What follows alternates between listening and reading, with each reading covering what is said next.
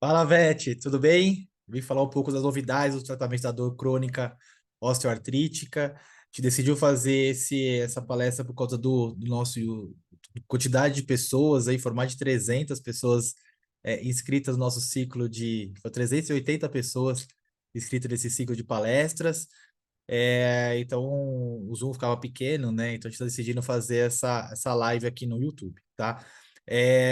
Eu não consigo enxergar o link, tá? O chat lá do YouTube, mas vocês podem deixar a resposta, as outras coordenadoras estão online, elas vão respondendo para vocês, tá bom?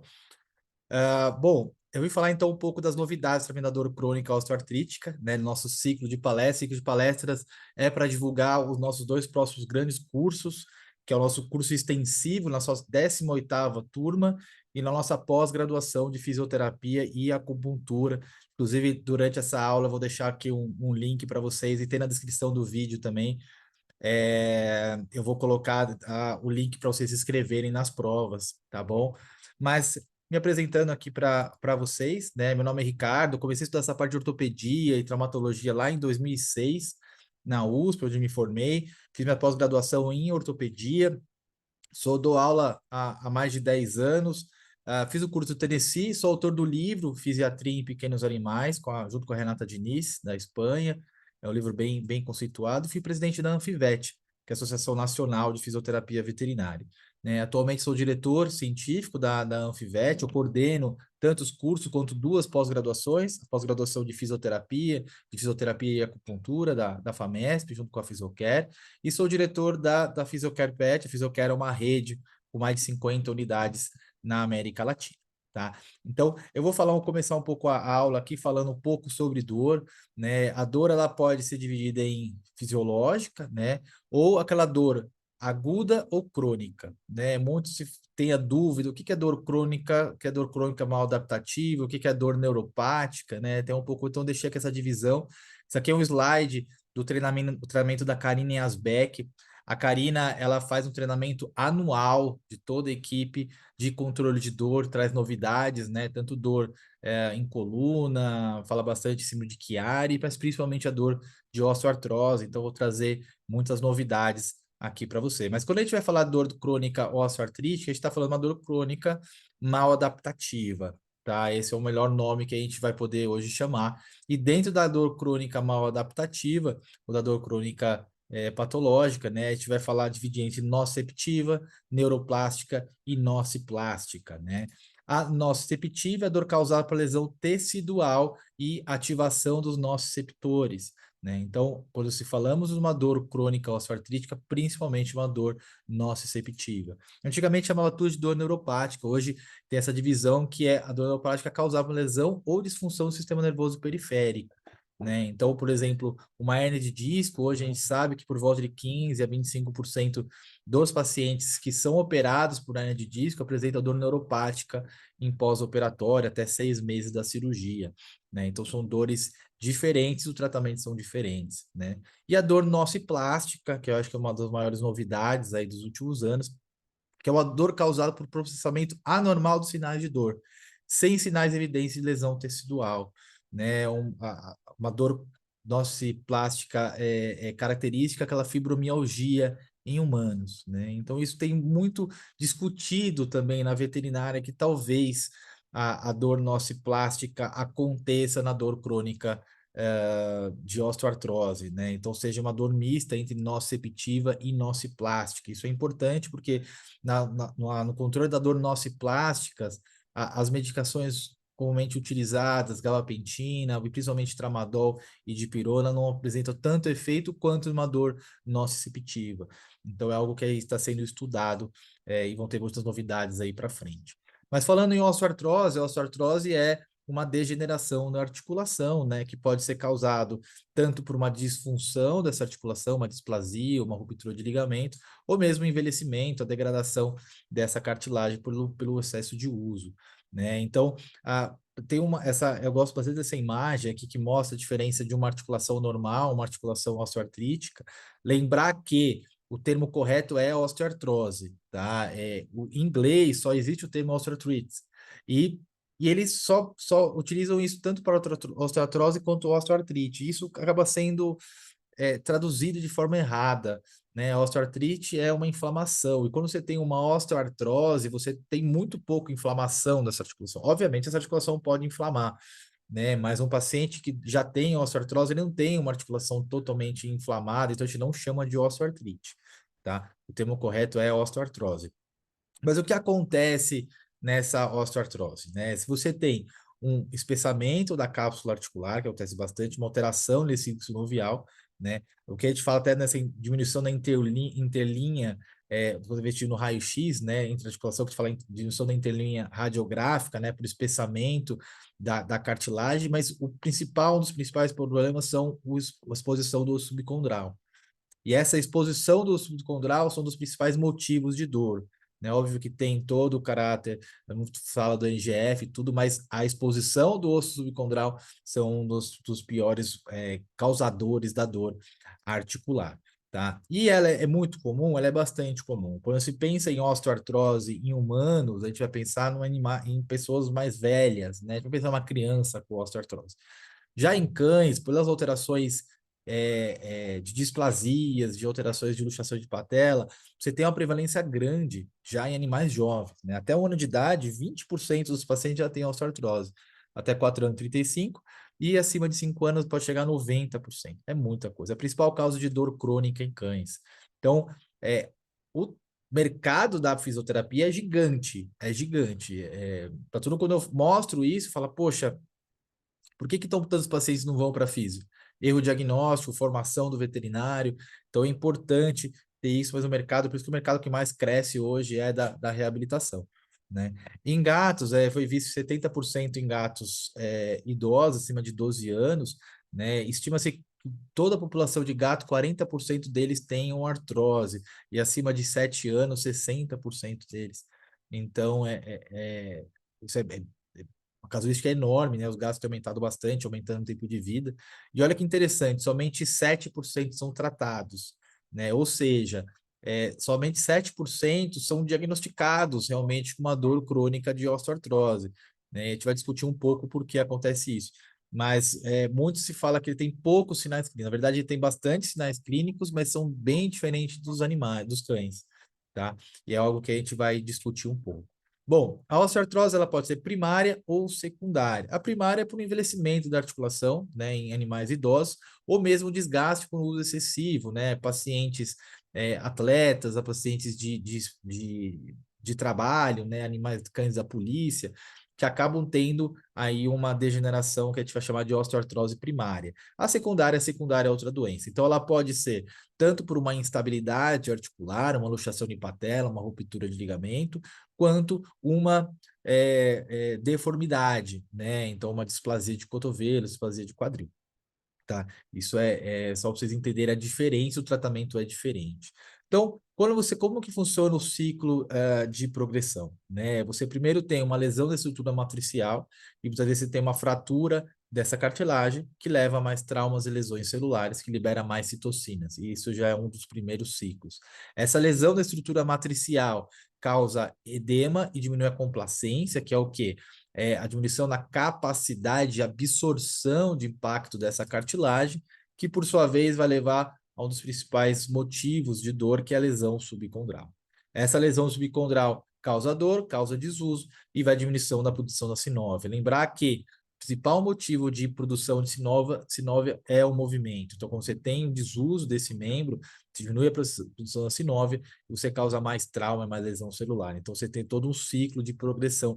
Por isso que é muito difícil ter uma bala de prata ali, bala de ouro, que você vai... Bala de prata, né? Que você vai e você trata e aquilo resolve a osteoartrose, né? E a osteoartrose, quando ela se inicia, ela sempre vai ter uma progressão. A gente tem que trabalhar nessa progressão da osteoartrose, tá? Então, em felinos, a grande maioria é osteoartrose primária, por isso que acontece bastante em felinos idosos. Em cães, a maioria é secundária, mas pode ter os dois em cada um, tá? Olha que interessante, esse trabalho aqui mostrou que 90% dos felinos aí com a média de 15 anos tinham osteoartrose, mas só 4% deles tinham alterações clínicas anotadas na ficha, ou seja, somente 4% deles os clientes perceberam que aquele paciente estava com dor e foi diagnosticado, ou somente 4% os veterinários perceberam que estava com dor, né? Então, algo para a gente discutir, né? Esse outro aqui, 63 gatos com osteoartrose, só 11 deles claudicavam e só 5 tinham rigidez articular. Esse outro trabalho, 17% dos gatos com osteoartrose claudicavam, né? Então, talvez a claudicação, e eu posso falar pela minha experiência, a claudicação não é o principal sintoma clínico, diferente do cão, né? Quais são os principais sintomas clínicos do felino? Alteração de comportamento, alteração de mobilidade. Alteração de mobilidade, acho que é o mais fácil para você conversar com o cliente. Então, aquele paciente que adorava subir no sofá, na cama, olhar, subir na janela, ficar olhando a rua, hoje ele não faz mais. Será que ele está velhinho ou ele está com dor? Aquele paciente que gostava de brincar, que era bem ativo, agora ele está mais quieto, pode ser dor, né? Então, isso é bem importante, né? Eu até ajudei a atender um gato de uma amiga que estava com 8 quilos. Ela mandou foto, falou, putz, será que dá para emagrecer na esteira? Eu falei, olha, dá para emagrecer, mas passa primeiro numa consulta, porque a maioria dos casos que eu vejo de gatos obesos é muito relacionado à dor. Esses animais gostam de comer, mas também não fazem muito exercício. E aí eles ficam cada vez mais obesos e viram uma bola de neve, né? A obesidade aumenta o peso nessa articulação, aumenta a dor, diminui o movimento, fica mais obeso, e aí vira um ciclo ruim para esse paciente. Então, isso é bem complicado, tá? Então, pensar bastante nisso nesses pacientes que claudicam. Ah, outra alteração de comportamento desses pacientes, né? Aquele paciente que sempre defecava no lugar certo, agora não faz mais. Será que ele esqueceu o que ele faz? Não, às vezes ele está com dor, não quer mais fazer. Ele às vezes ficou mais agressivo porque ele está com dor, porque o veterinário vai mexer, ele fica mais agressivo. Ele se deixa, ele fica com o pelo mais opaco porque ele não consegue se auto-higienizar. Então, isso também atrapalha, né? Então, são vários sintomas clínicos de alterações comportamentais que você vai ter que perguntar para o cliente. Ele começa a ter, que é descrito fotofobia, ele gosta de ficar em lugares mais escuros, né? Então ele gosta de ficar em lugar mais reservado. Tudo isso já é relacionado a alterações de comportamento no gato, né? Além de diminuir a alimentação e assim por diante. Então, constipação às vezes pode acontecer. Então, essas alterações de comportamento e de mobilidade têm que ser colocado na sua anamnese, né? Quem já viu aula de gato minha, eu falo muito sobre isso, né? Que isso a anamnese do gato, ele tem que ser totalmente do cão, tá? Totalmente diferente do cão. Você pode ter displasia no gato, né? Vamos lá relembrar o que é a displasia coxofemoral. A displasia é uma alteração de crescimento, né? Onde você acaba tendo uma instabilidade dessa articulação, que por sua vez vai levar aqui a um achatamento da cabeça do fêmur e um arrasamento acetabular, que com a evolução do paciente acaba levando a uma instabilidade ainda maior, né? Ele acaba tendo uma evolução dessa osteoartrose na displasia, um espessamento do osso do colo femoral, né, e uma retração da cápsula articular, um desenvolvimento de uma sinovite e bastante dor. Né, isso acontece na displasia. E ela não é rara em gatos, somente gatos grandes, como o Maine Coon, pode chegar a 30%. Tá? Lembrar que o acetábulo do gato ele é mais raso, então tome um pouco de cuidado na hora de avaliar. Ângulos de Norberg a gente não utiliza tanto em gato, tá? Então avalia de uma forma diferente, tá? Aqui no cão. E a principal patologia é a alteração de mobilidade, né? Não é a claudicação. Lembrar isso. Se vocês verem um gato claudicar, vocês podem ter certeza que ele tem uma lesão bem grave, tá? Ou que ele está bem crônica. Existe outro tipo de displasia, uma displasia fisial, né? Esse gato foi atendido por um clínico, fez raio-x, estava meio estranho, esse raio-x mandou para acupuntura a domicílio, ficou fazendo aí 2 meses de acupuntura a domicílio, não melhorava, chegou para nossa equipe, a gente fez a avaliação, o animal estava com muita dor nessa articulação, repetimos um raio-x depois de 2 meses desse aqui que vocês estão vendo, a articulação estava assim, né? Isso chama de displasia fesial, você tem um destacamento da cabeça do colo femoral, isso eu não tenho o que fazer a não ser retirar a cabeça do colo femoral. Isso aqui é cirúrgico. Tá? Umas coisas que a gente conversa muito no curso é onde fazer ou não fisioterapia. Não é só aplicar aparelho. Né? A gente não pode só aplicar aparelho, a gente tem que realmente ter uma boa resposta. né? E esse paciente foi operado bilateral e fez a fisioterapia, e gato na água vai super bem, né? Vocês vão aprender, que vocês fizeram no nosso curso, a colocar gato na água, e é mais fácil do que cachorro, tá? Já em cães, a grande maioria das osteoartroses são secundárias, né? Segurar ou tanto uma instabilidade articular, uma luxação de patela, uma ruptura de ligamento, ou mesmo uma incongruência com uma displasia, tá? Então, e o tratamento ele precisa ser multimodal, né? Só fazer fisioterapia ou só fazer acupuntura não resolve, tá? Não resolve. Então, eu gosto de mostrar essa imagem, mostrar como tem que ser o tratamento multimodal desse paciente. Primeiro, a perda de peso, né? E mudar o ambiente do paciente. Não adianta o paciente ser muito acima do peso e ficar forçando essa articulação. Ele não vai melhorar, tá? Tem estudos até mostrando que só de reduzir o peso, esses pacientes já paravam de mancar, né? Então, tem uns estudos bem interessantes. Repara essa paciente aqui, na verdade, minha cachorra, levantando no piso liso. Depois que eu fiz esse vídeo, enchi de tapete aqui minha casa. Por quê? Olha só como levanta. Imagina se ela tivesse artrose ou uma displasia, né? Isso com certeza ia ficar forçando. E ela vai levantar aí 20, 30 vezes no dia, forçando essa articulação. Então, alterações de ambiente, piso, escada, sofá, também tem que reduzir, isso é bem importante, tá? Ver a questão dos exercícios físicos desse paciente, né? E fisioterapia, desculpa, a obesidade, né? Então, você só fazer redução de peso, quem já fez regime sabe, perde peso na primeira semana, depois o organismo começa a ver que você está só diminuindo a alimentação, diminui o metabolismo, você não ganha, não perde mais peso, né? Fazer exercício, passar para o cliente fazer exercício é muito difícil, né? Esse trabalho aqui mostrar que 80% dos clientes não fazem exercício. E a gente tem um trabalho publicado há 10 anos atrás com uma resposta quase de 90%. Pacientes que fizeram fisioterapia e a redução alimentar, né? Então é importante eu dissociar sempre as duas coisas juntas, né? Você vai ter uma resposta muito melhor.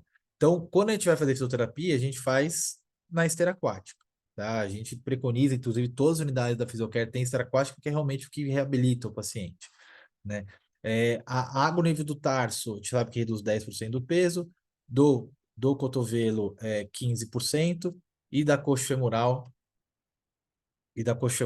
62%, né? Então, é uma redução bem característica, né? Vocês vão ver uma labradora de 50 quilos, o quanto ela perdeu de peso, né? Repara essa paciente aqui, eu juro que ela não é neurológica, tá? Ela é ortopédica, é uma paciente que estava junto com uma diabetes compensada, perdeu muita massa muscular, tá?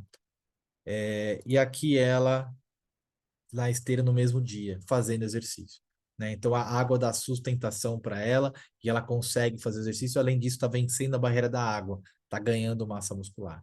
E é tudo que a gente precisa na reabilitação. Por isso que a reabilitação ela é muito, muito importante a gente fazer para esses pacientes realmente conseguirem a voltar a andar, tá? Repara que fazendo a esteira aquática ela já não consegue mais fazer o mesmo exercício, né? Está levantando a esteira e está não consegue mais fazer exercício. Então, também da obesidade, o importante, conscientizar o proprietário. A obesidade é uma das doenças que mais mata cães e gatos no mundo. E ninguém fala disso, né? O cigarro mata? Você está fumando, você engasga? Não. Mas o cigarro predispõe a várias outras doenças. O cigarro mata. A obesidade em cães também. Então, aumenta o risco de neoplasias, aumenta o risco de infecções, pancreatite, problemas cardíacos, problemas articulares, de coluna. Tudo isso diminui o tempo de vida desses pacientes. A gente precisa conscientizar ele. Prescrever a quantidade, a frequência exata da ração. Eu sou muito fã da Premier Obesos, tenho uma resposta excelente com eles. E exercícios controlados na esteira, né? A gente tem essa paciente aqui, que é a Vodka, é uma paciente bem, bem famosa nossa, que ela chegou para a gente com 54 quilos, né? E ela estava com muita dificuldade, daí ela parou de andar. Diagnosticado com displasia severa, vocês vão ver o raio-x dela, bem feio, né? Além de uma obesidade mórbida, né? Então aqui está como... E olha como era a displasia dela, horrível. Então o labrador normal era assim. Olha como era a vodka, né? Então, extremamente acima do peso. E aí fizemos todos os equipamentos possíveis nela, tanto para controle de dor, para ela fazer ela voltar a andar, porque ela também estava paralisada, e ganhar massa muscular, né? Então, a gente fez todo um protocolo específico para isso, vocês viram o tamanho dela. Ela aqui na esteira, gente, se ela pesar 54 quilos fora da água, na água está pesando só 20 quilos. Então, ela conseguia movimentar, ela fazia pouco tempo, fazia 4, 5 minutos, mas ela está ganhando massa muscular e substituindo gordura por músculo. Tá? Eu acho que isso é o principal. E aí, em 9 sessões, ela já conseguia andar com essa ajuda do suporte. Né? Então, demorou quase um mês para fazer essa paciente voltar a andar. Tá? Ela tinha hipotiroidismo também. Tá? Mas não justifica essa obesidade. Né? Foi comer bastante também. Esse é o andar bem característico do paciente com artrose. Esse andar mais curto, tá? Que a gente fala de unição de amplitude de movimento. E ela perdeu 20 quilos. Eu vou mostrar aí, lembrar como ela era antes, na esteira.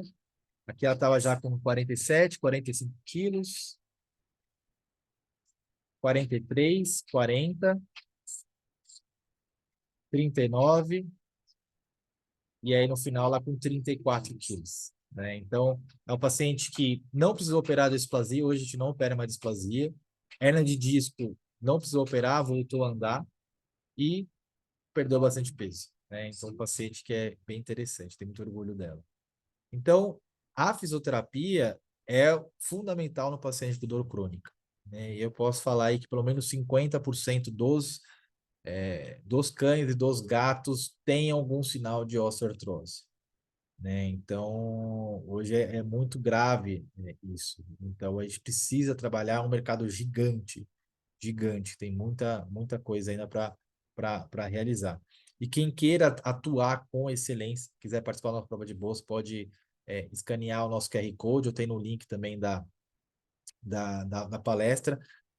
Tem 100% de bolsas, né, no primeiro colocado, e é uma pós muito boa, uma pós híbrida, tá? Tanto fisioterapia quanto acupuntura veterinária, onde as aulas são online a partir de setembro de 2024, e 10 fins de semana práticos a partir de janeiro de 25. Tá? Ela é específica para quem esteja já formado em setembro de 24, não adianta, não pode ser graduando pelo MEC, tá? São 9 aulas com palestrantes internacionais. E tem nosso curso extensivo, que ele é excelente, que é que traz só com fisioterapia, também tem as provas de bolsa, você pode escrever nas 2 provas de bolsas, tá bom? O curso é muito bom, o curso mais conceituado, é 1 ano de forma híbrida também, aula teórica a partir de setembro, e 4 fins de semana práticos a partir de janeiro de 25, tá? Com 5 aulas com palestrantes internacionais, tá bom? Bom, mas na reabilitação, o que eu vou fazer nesse paciente com osteoartrose, com a displasia? Vou controlar a dor, a inflamação e a progressão da osteoartrose com eletro, laser e magnetoterapia. Né? O laser é uma luz que age na célula, faz uma cascata de reações, mas resumindo, tá? Ele vai causar redução da dor e modular os mediadores de inflamação. Vai melhorar a estrutura da cartilagem e prevenir a degradação da cartilagem. O laser é praticamente o único componente contado com medicações e outros aparelhos que comprovadamente reduz essa progressão da osteoartrose. Em ratos até fala de uma possível regeneração, mas hoje vamos falar mais de uma diminuição dessa degradação, né? E principalmente porque ela diminui a caspase 3 e a interleucina beta, que são as principais interleucinas nessa progressão dessa osteoartrose. Vou mostrar um trabalho aí recente de 2022 de laser.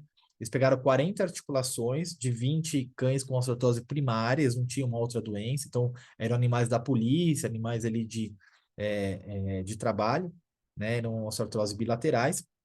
E olha só, 26 considerado moderado e 14 grave, então pacientes com bastante osteoartrose. Grupo controle, meloxicam 21 dias e grupo laser 21 dias. Tá? O laser também é chamado de fotobiomodulação. Coloca a coisa na internet, fotobiomodulação. Tá? E avaliar score de dor, score de claudicação, uma placa de força. Quem não sabe, é um tapete onde você passa esse paciente, ele vai apoiando e pisando, né, e medindo essa força. Circunferência da coxa e da amplitude de movimento antes do tratamento, nos dias 8, 15, 30, 60 e 90.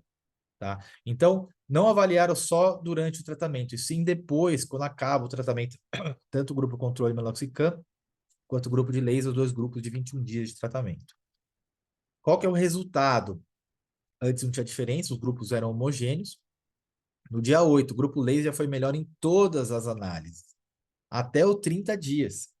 Então, mesmo que depois que parou com 21, o laser era melhor que o meloxicam. Olha a potência analgésica anti-inflamatória do laser, tá? Mas não nas análises de 60 e 90. Né? É um case de trabalho, então eles continuaram ali se lesionando. O grupo laser demorou mais tempo para voltar aos resultados basais. Né? O grupo de controle em 60 dias, o laser foi depois de 60 dias. Então, ele tem um efeito, continua tendo um efeito mesmo depois que você para, né? E a amplitude de movimento foi boa até com 90 dias, mesmo que só fez laser 21 dias. Então, laser, ele é fundamental, tá? É o aparelho que eu mais gosto. Magneto também reduz a dor e a rigidez articular, também prevenir essa degradação da cartilagem, né? E também tem uma resposta inflamatória bem interessante. Mas, gente, muito se fala em controle de dor, controle de dor, controle de dor. É importante? É importante. E é muito mais fácil do que pintam por aí. Tem gente que vende dificuldade, cria dificuldade para vender facilidade, né? Vender curso e tal, ou palestra. Não tem. Controle de dor é muito fácil, assim. Paciente de osteoartrose, se você não conseguir controlar 99,5% dos pacientes, tem alguma coisa errada. O controle da dor com físico, se associar com acupuntura, não tem erro. Isso em osteoartrose, tá? Não tem erro, é fácil. É muito, tem que fazer um bom trabalho, mas você não adianta só tratar a dor, né? Hoje é muito vendida que a dor é uma doença, a dor crônica é uma doença. Não, dor crônica é um sintoma. Tem essa, é um sintoma, né? E você tratar só o sintoma, você mascarar só o sintoma, nunca vai ser o tratamento da doença. Então é algo que precisa ser falado, tá? O controle da dor é extremamente importante, é a primeira coisa que vocês vão fazer, mas não pode ser a única. Não pode um paciente ir lá e só aplicar aparelho, tá com dor, para aplicação de dor e acabou. Não vai adiantar a longo prazo. E a gente tem que parar esse negócio de fazer fisioterapia pro resto da vida. Os pacientes precisam ser liberados. Não existe isso. Quem é bom de reabilitação tem que liberar 80% dos seus pacientes, gente. Se vocês mantêm mais de 20% dos seus pacientes, desculpa, não está tendo resultado. O paciente não tem que ficar sem você.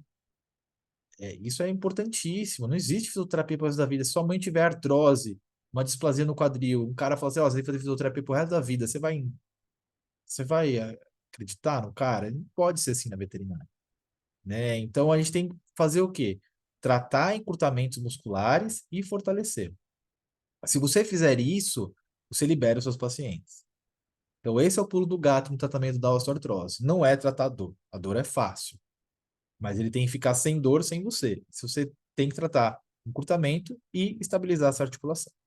Tá? Isso é bem importante. Então, vamos falar das alterações. Quais são os músculos importantes para a gente falar em alterações de quadril, principalmente, né? Iliopsoas, que é um músculo que vai sair das últimas torácicas, passa por todo o abdômen, se insere o trocante maior, e é o músculo responsável pelo paciente levantar. Então, esse é o músculo principal que vocês vão trabalhar, né? Esse paciente é um paciente, olha, com uma artrose, uma displasia horrível, tá? Grau E, aí, pior grau possível. É um paciente que foi indicado para prótese, a proprietária não tinha condição de fazer e foi para fisio. Ele fez fisioterapia, ficou super bem, né? Esmagadora maioria dos pacientes de displasia não precisou operar, vai super bem, fizer o tratamento correto.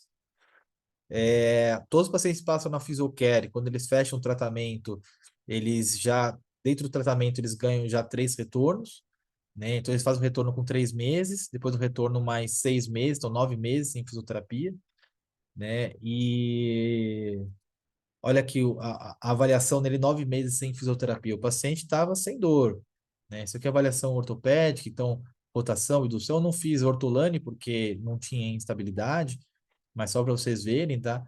E essa aqui é a extensão da articulação, a abdução. E essa abdução, tem que ser quase 90 graus, tá? Então, você vê que o paciente não tinha dor. Mas ela reclamava, ela falava para mim que esse paciente tinha muita, estava com dificuldade para levantar. E o paciente que está com dificuldade para levantar, pela minha experiência, a grande maioria deles não é por problema da artrose no quadril, tá? Ou a displasia. É por alteração no músculo de pessoas. Então é algo que vocês precisam fazer o diagnóstico, tá? Como vocês vão fazer? Vocês vão palpar o músculo pectíneo e fazer a palpação interna desse músculo, que é o músculo de pessoas, para esse paciente realmente vai ter dor, tá? Então isso é bem importante o paciente, você fazer isso e depois você fazer o tratamento do ilho-pessoas. Músculo pectíneo é importantíssimo, eu sempre faço com aplicação junto com o laser, nessa abdução, né? O laser causa liberação de óxido nítrico, então ele causa relaxamento muscular, eu gosto bastante de fazer durante o alongamento desses músculos, né? Eu acho que tem uma resposta, na minha opinião, mais interessante, tá? O músculo, o importantíssimo é o músculo sartório, isso aqui bastante em pós-operatório de joelho, né? Às vezes chega aqueles pacientes de operatório de TPLO, depois de 3, 4 anos que fizeram TPLO, com um encurtamento do sartório. A gente não fala muito contratura, tá? A gente vai falar mais encurtamento da origem dele, e eu preciso trabalhar, né? Então, avalie esse sartório, tá? Principalmente a origem dele aqui em cima, é algo que vocês vai ajudar bastante no tratamento. E como que é o tratamento desses encurtamentos musculares? Eu gosto muito do Miozan, tá?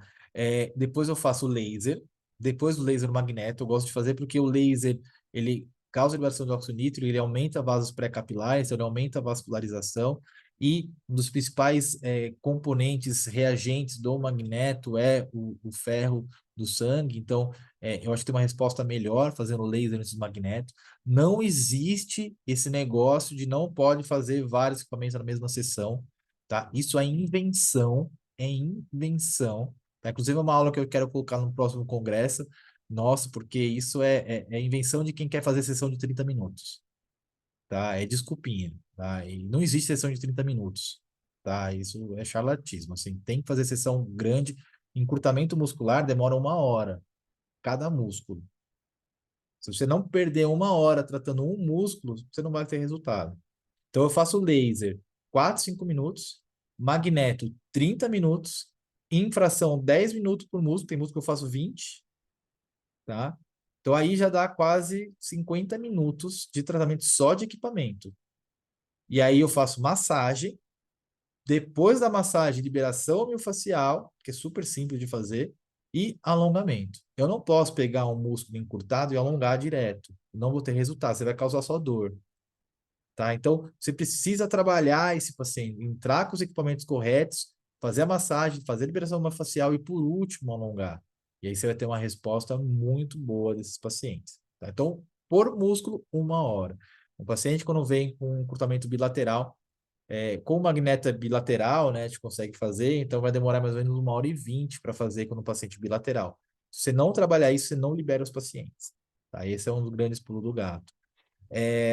Alongamento, então alongamento de pectíneo, aí de sartório, você pode fazer na bola, eu não gosto muito na bola, não acho tão efetivo e tão seguro fazer na bola, tá? Mas tem muitos pacientes que não gostam de fazer deitado, ou eles ficam muito tensos deitado, e na bola eles dão uma relaxada. Então é interessante fazer essa posição sapinho e tudo mais. Ou até uma paciente como essa, né, que tem uma TPLO no joelho esquerdo, uma displasia bem feia e está sorrindo para a foto, né? Então você tem um resultado aí bem, bem bacana. E fortalecer a musculatura. Então, não adianta só controlador, também não adianta só encurtar se você não fortalecer, tá? Antes para falar de fortalecer, a gente tem que falar sobre hipertrofia, né? Se a gente voltar lá para o nosso primeiro ano de faculdade, o que que é hipertrofia? Ah, é o músculo aumentar de tamanho. Não é bem isso, tá? O que que é hipertrofia? Hipertrofia é um processo de reparação de lesão muscular. O músculo ele não simplesmente aumenta de tamanho, tá? Ele vai só crescer. Não, você tem que entender o que que é hipertrofia. O que que é hipertrofia? Quando você faz um estímulo nesse músculo, que ele chega a causar uma microlesão muscular, você tem migração de células satélites que aumenta o tecido muscular. os processos de reparação dessa lesão muscular. Não é que você cresceu aumentou o número, por exemplo, de massa de miócitos, né, de células musculares. Você não aumenta os números de células musculares, tá? Você vai causar o quê? Uma hipertrofia realmente, como se fosse aumentar o tamanho das fibras musculares por esse processo de reparação pelas migrações das células satélites. Então, você só tem hipertrofia quando você tem microlesão muscular. Você não tem hipertrofia se você for andar num calçadão 20, 30 minutos, você vai ter hipertrofia? Você não vai ter, porque você não está causando microlesão muscular. Então, uma esteira seca não vai ter hipertrofia. Você correr, você tem muito mais chance de perder massa muscular do que você ganhar massa muscular. Né? Há uma confusão muito grande entre hipertrofia e resistência muscular. Né? Muita gente fala, mas Ricardo, eu faço exercício de passar obstáculos, eu faço exercício na bola e eu vejo o paciente melhorar. Você está melhorando a resistência muscular. Aí você tem que entender. Né? Se você vai correr, uma semana você corre 3 quilômetros, na semana seguinte você corre 4, na semana 5, 6, 7. Quer dizer que você teve hipertrofia? Não. Aumentou a sua resistência muscular. Tá? Isso é muito confundido com hipertrofia. Tá? Para ter hipertrofia, você tem que ter uma microlesão muscular. Você tem que chegar ali no seu máximo daquela musculatura. Como você vai chegar quase no máximo, né? Como você vai fazer hipertrofia na academia? Você vai ficar em cima de uma bola? Não. Ah, mas o aumento isométrico causa hipertrofia? Causa. Se você deixar ali bastante tempo e fazer o quê? Chegar numa fadiga muscular, você vai causar hipertrofia. Eu adoro isometria, adoro. Para estabilização de quadril, eu acho fantástico, tá? Mas para uma hipertrofia verdadeira, num pós-operatório, por exemplo, eu preciso causar uma microlesão muscular. Como você vai na academia causar essa microlesão muscular?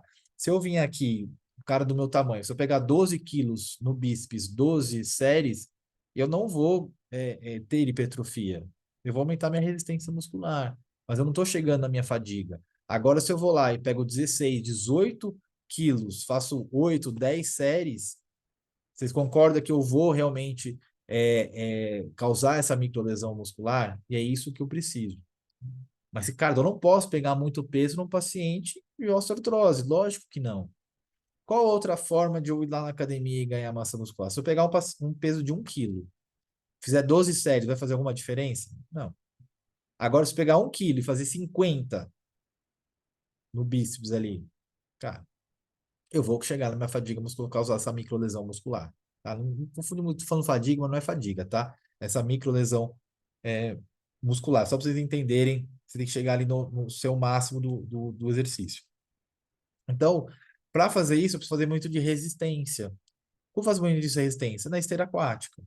Então, a esteira não é marketing, gente. É a única forma de ter hipertrofia. Não existe negócio de esteira aquática é marketing. É melhor você andar no calçadão ou dentro do mar com água no joelho. Como você vai ganhar mais musculatura de coxa? Você andar no calçadão ou com a água na altura do joelho? Água na altura do joelho.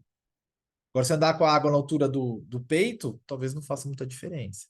Então, tenha como trabalhar com reto de hidroterapia, tá?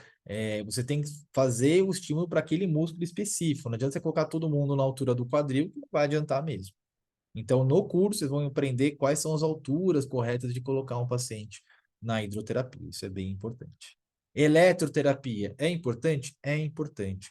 Uma coisa que vocês vão entender, se vocês fizerem fisioterapia em você mesmo, ou se vocês trabalham, quem trabalha com físio, põe o NMS, a gente chama de FES, o FES não existe, o FES é funcional, né? Estimulação elétrica funcional, tem que fazer junto com o exercício, né? Por exemplo, uma forma de FES que existe bem bacana são aqueles coletes que o pessoal tem utilizado na academia, e aí quando você vai treinar, você fica ali tomando os choques e vai estimular junto com o exercício. Ganha massa pra caramba, tá? Mas você está fazendo junto com o exercício. Não dá para fazer isso com os cães, não dá, tá? Então, como você vai fazer o NMS, que é a estimulação elétrica neuromuscular? O que vocês vão entender sobre eletroterapia? Façam a eletroterapia em vocês, coloquem um eletrodo e vão estimular até vocês fazerem a contração muscular. Não é confortável você chegar aqui, você fazer a contração muscular não é confortável. A gente não consegue fazer isso em animais que sentem. Animais sem sensibilidade, sem dor profunda, consegue fazer. Agora, animais, por exemplo, de osteoartrose, você não consegue fazer. Tá? É algo que a gente discute bastante. Teve 2 treinamentos com o Lee Ebono, que é umas horas de referência, professor nos Estados Unidos de eletro humana. E eu discuti muito isso com ele, assim. O elétrico que a gente faz é uma fibrilação muscular. A gente não faz uma contração muscular. Na hora que contrai, ele vai, o cachorro vai saber que é normal fazer isso, tá? Porque a contração realmente, ela tem um caráter mais doloroso. Então, a gente não consegue fazer isso em cães. A gente faz só uma fibrilação.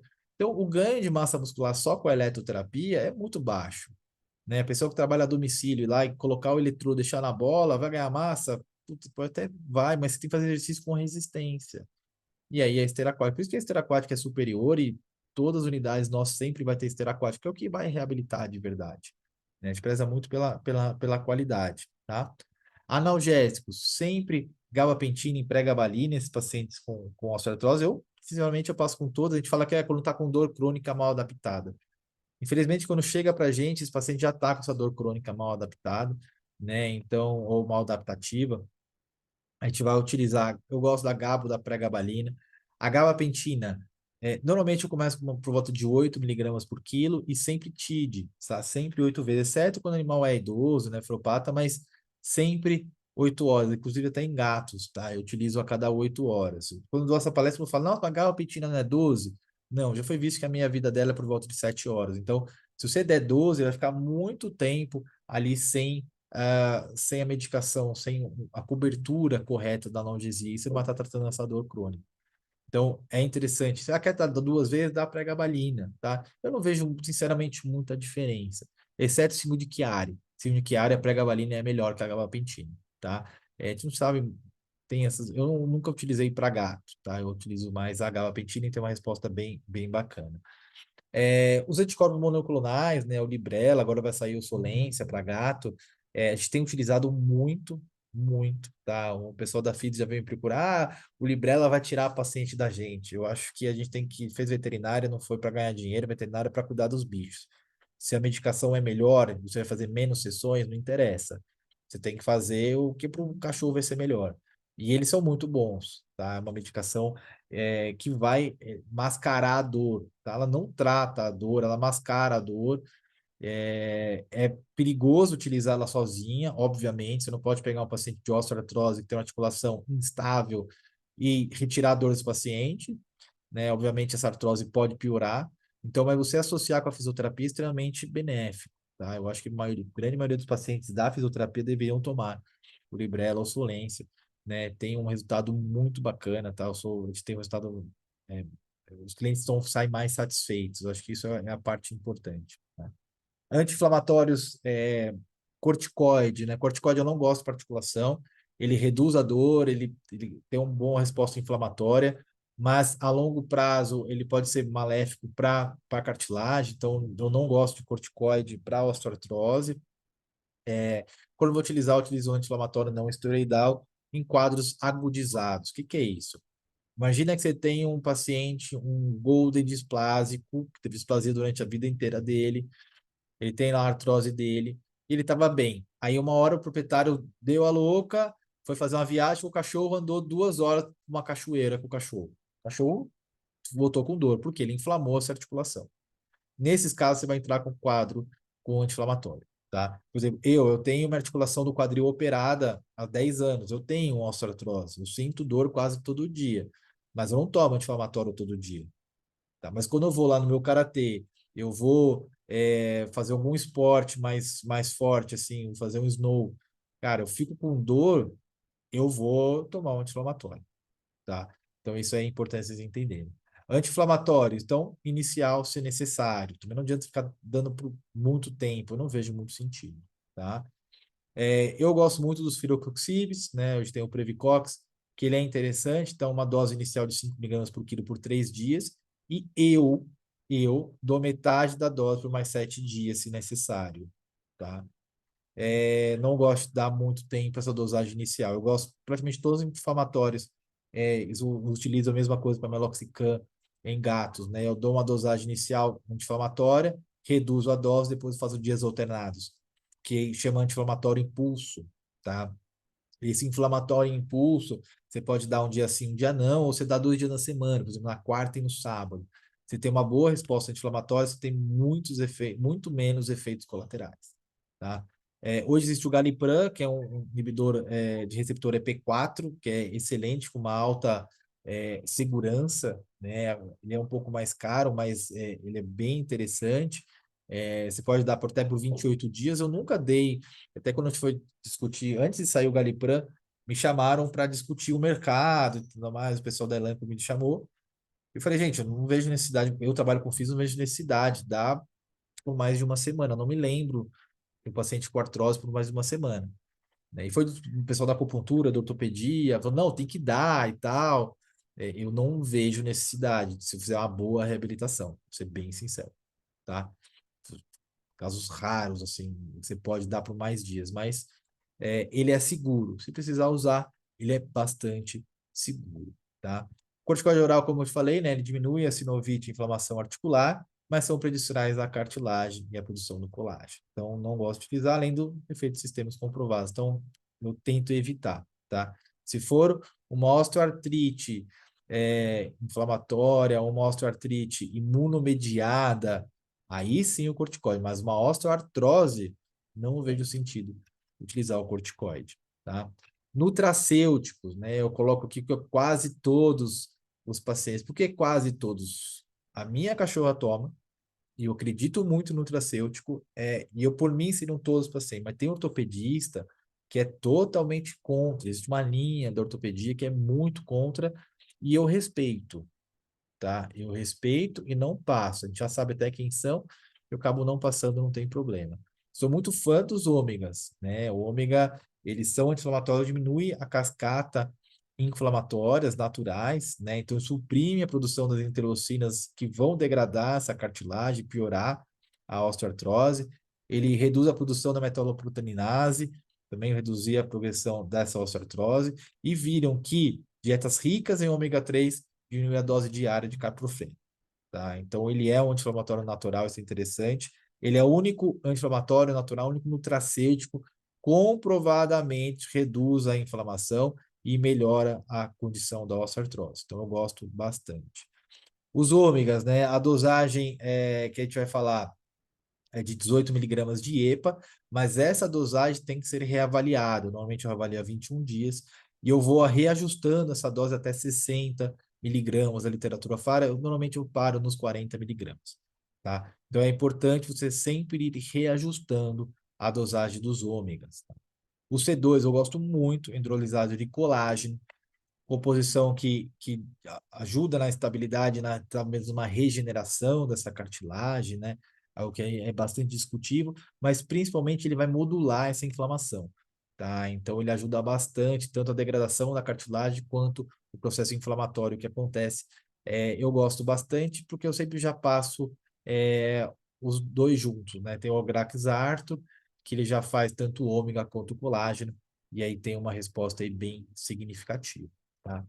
Casos refratários que não responderam bem à físio, associa, indica acupuntura ozônio.